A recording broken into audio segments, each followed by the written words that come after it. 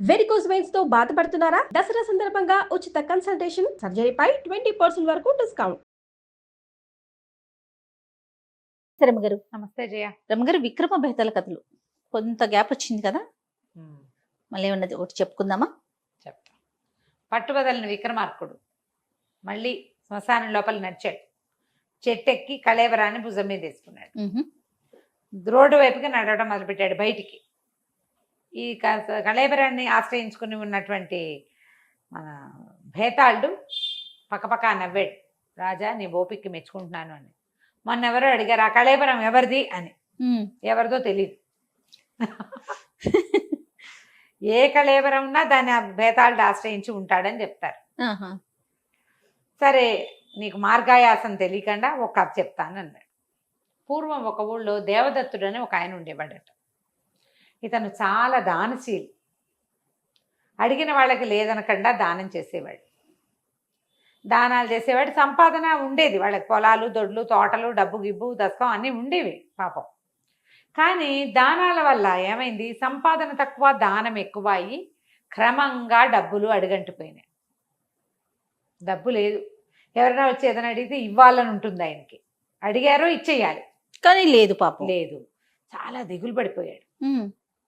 ఇట్లా సంపాదన లేకుండా అయిపోయాము.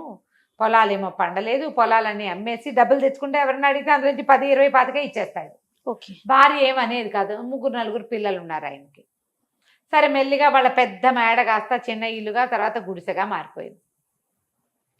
ఏదో పోషించేవాడు. భార్య భర్త అవి ఇవి పనులు చేసి పిల్లల్ని పోషించుకునేవాళ్ళు. అందులో కూడా దానం చేసేవాడు. నాటి రాత్రి ఎవరో వచ్చి ఏదో అడిగారు. ఒక 10 రూపాయలు. ఆయన దగ్గర 4, 5 రూపాయలు ఉన్నాయి అంతే. వాళ్ళ అవసరాన్ని తీరదు. ఈయనకి చాలా విరక్తి పుట్టింది. భార్యకి ఏం చెప్పాడంటే, ఏమే, నువ్వు ఇలాగ కూలి పనులకి ఎక్కడో చోటకు వెళ్తూ పిల్లల్ని పోషించు. ఎక్కడికైనా వెళ్ళి ఏదైనా సంపాదించుకొస్తా. ఈ సంపాదన లేని జీవితము, ఈ దానం చేయలేని దిక్కుమాలి బతుకు నాకొద్దు. ఓకే. ఎవరిని అడిగితే లేదనకుండా చెయ్యాలి మనం అంటే ఆ భార్య ఒక పిచ్చిమార మాలకం ఒప్పుకుంది. అలాగే వెళ్ళరావయ్యా, నేను ఈ పిల్లల్ని నేను చూసుకుంటాను. ఆవిడ ఏదో రైతు కూలీలాగా ఎక్కడో పనిచేసి 4 గింజల బొడ్లు తెచ్చి పిల్లల కజ్జికాయ కాచిపోసి బతికేది. ఇతను బయలుదేరాడు. ఏ రకమైన సంపాదన అతనికి కుదరల. అయితే ఏమనిపించింది, చిచ్చి, దానం చేయలేని దిక్కుమాలి బతికేందుకు, చచ్చిపోదాం అనుకున్నాడు.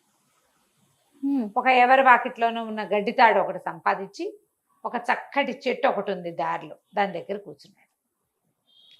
అయితే జనాల సమర్థన తగ్గిపోయి ఊరేసుకుందాం అనుకున్నాడు. ఆ చెట్టు మీద ఒక యక్షుడు ఉన్నాడు. ఆ ఊళ్ళో ఎవ్వరూ ఆ చెట్టు కింద కూర్చునేవాళ్ళు కాదు. అది కూర్చోటానికి వీలైన చెట్టు కాదు, దాని నీడ. ఆ యక్షుడికి ఆశ్చర్యం వేసేది, ఎవ్వడూ చెట్టు కింద కూర్చోవటం నేను చూడలేదే. వీడు నీడ కోసం కూర్చున్నవాడిలాగా కనపట్టాల, వీడు ఎందుకు ఇక్కడికి వచ్చాడు అని జన సమర్థన తగ్గి చీకటి పడ్డాక దిగొచ్చాడు.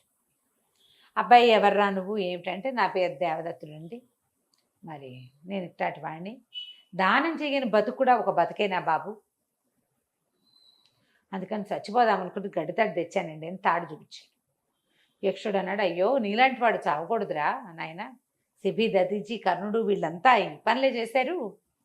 శాశ్వతంగా వాళ్ళ పేరుండిపోయింది. బతుకున్నన్నాళ్ళు దానం చేసే ఏర్పాటు నేను చేస్తా అని చెప్పి చిన్న అంత పెట్టి ఒకటి ఇచ్చాడు.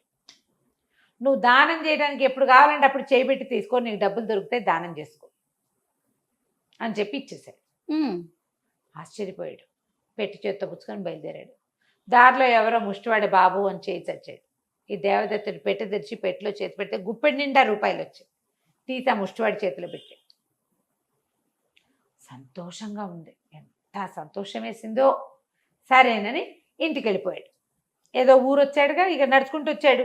వెనక్కి వెళ్ళిపోయాడు. చక్కనే ఆ ఇల్లు పెద్దది చేసుకుని, డబ్బులు తీసుకుని ఇల్లు పెద్దది చేసుకునే ఆలోచన ఏమీ చేయలే. దానం చేయటమే ఆయన కాన్సెప్ట్ అంతే. డబ్బులు దొరికేవి, చేయి పెట్టంగానే కావాల్సిన వాళ్ళకి ఇచ్చేవాడు. రూపాయి 2 మిగిలితే ఇంట్లో కావాల్సిన పప్పు ఉప్పు తెచ్చుకునేవాళ్ళు. భార్య పిల్లలు సుఖంగా తినేవాళ్ళు, అంతే. కానీ అతను ఆస్తులు సంపాదిద్దామని అతను ఏమీ ఊహ చేయలే. దానానికి డబ్బులుంటే ఇంకా ఆస్తులు ఎందుకు, ఇంక అక్కర్లేదు కదా, అలా ఉండేవాడు. అయితే ఆ ఊళ్ళో సంకర్షణుడని ఒక దుర్మార్గుడు ఒకడు ఉండేవాడు.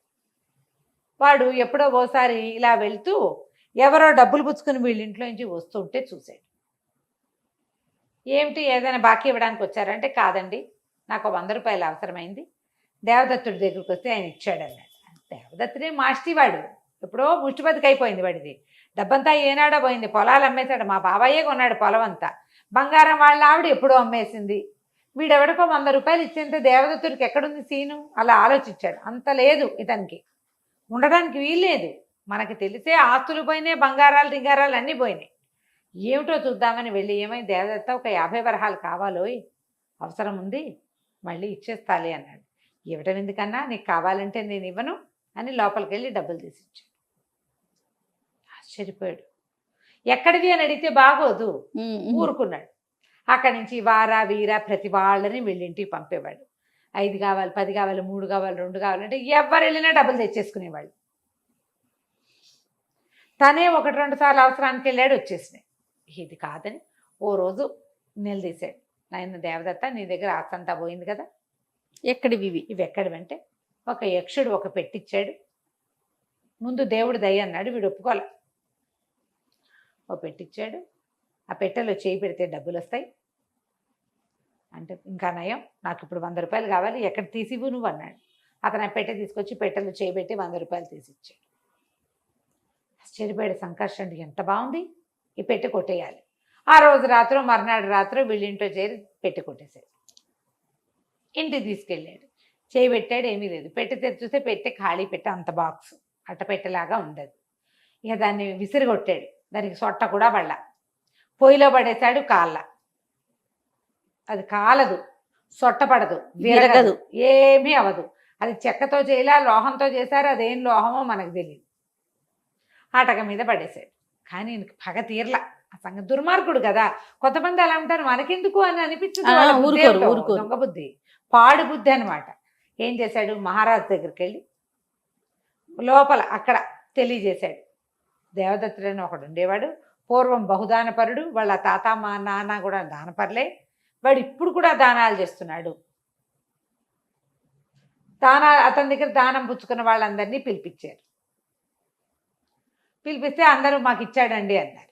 ఏదైనా పాతు దొరికిందేమో, ఆ పాతు బహుశా ఎక్కడో దొరికింది, అతను ఇస్తున్నాడు. పాతులు కనుక దొరికితే అది రాజు కదా, చెందాలి లెక్క ప్రకారం, భూమిలో దొరికినవన్నీ రాజువి. అక్కడి నుంచి దేవదత్తుడి దగ్గరికి వెళ్ళారు.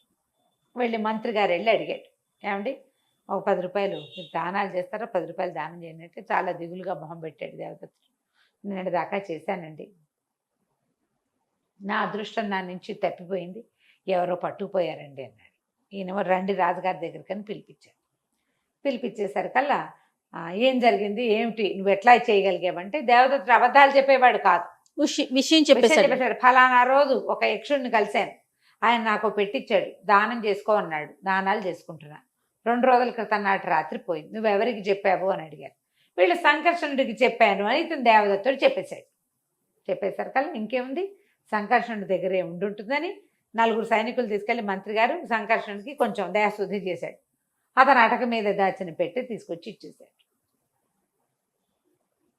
ఇచ్చేసరికల్లా రాజుగారు ఎదురుగుండా పెట్టారు.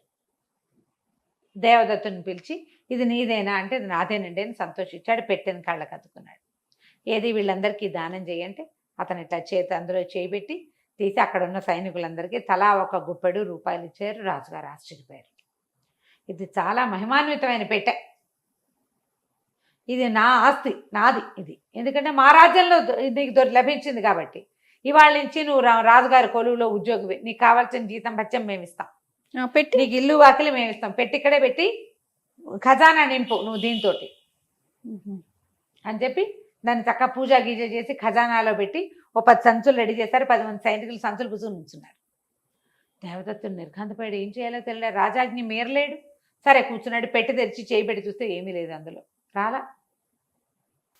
రాజుకు చాలా కోపం వచ్చేసింది, అట్లా ఎట్లా అవుతుంది అని మళ్ళీ దేవదత్తుడిని కేకేశారు. ఏమిటి నీ సంగతి అంటే, తెలీదు ప్రభు, నేను ఎప్పుడూ తీసా డబ్బులు, మీ ఎదురుగుండానే తీసా, ఇప్పుడు ఎందుకు రావట్లేదో నాకు తెలియదు.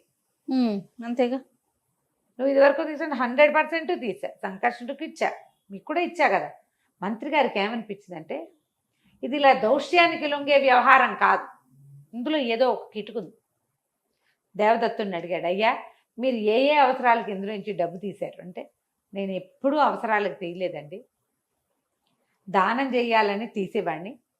వాళ్ళు 10 అడిగితే 10 ఇచ్చి చేతిలో ఇంకా మిగిలిన కాసులతోటి మేము ఇంట్లో ఒక పప్పు ఉప్పు కొనుక్కునేవాళ్ళం.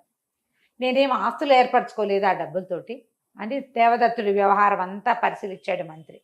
పరిశీలించి రాజుకు చెప్పాడు, ఇది మన చేతికి ఇచ్చేది కాదు, అతన్ని వెళ్ళిపోనివ్వండి, ఇది చేస్తే దైవాపరాధం చేసిన వాళ్ళం అవుతాం మనం అని నమస్కారం పెట్టేశారు దేవదత్తుడికి.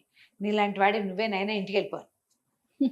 ఇంటికి వెళ్ళిపోయిన దేవదత్తుడు యథాప్రకారంగా డబ్బాలోంచి డబ్బులు తీసి అందరికీ దానాలు చేస్తూ హాయిగా ఉన్నాడు. ఈ కథని భేతాళుడు విక్రమార్కుడికి చెప్పాడు.